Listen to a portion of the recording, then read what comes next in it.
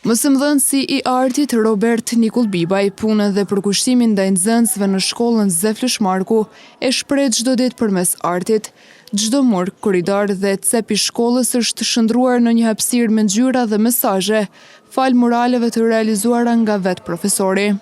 Ideja ka lindur bashkërisht me klubin e artistave, klubin e artit.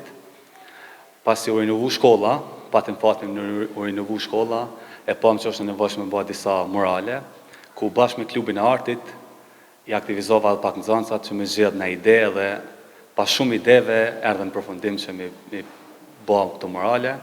Ja kena fillu prej Skënderbeut, kena kalu të disa tema tjera, edhe kështu kena bëj përmbledhje siç edhe pushihen. Motivimi kryesor i profesorit Nikull Bibaj është zbukurimi i institucionit shkollor dhe ndikimi pozitiv të nxënësit, të cilët çdo ditë ballafaqohen me artin si pjesë e jetës së tyre të përditshme.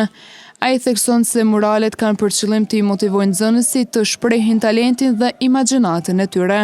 Motivi na shtyni me bë këto, po ata motivojnë, po motivi më i madh këtë nxënësat, ata kanë shpreh vetë idenë.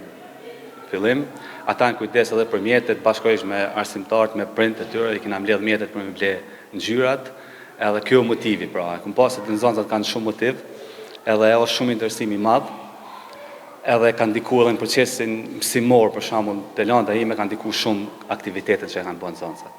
Mes tjerash, Nikull Bibaj tregoi periudhën kohore të këtyre punimeve.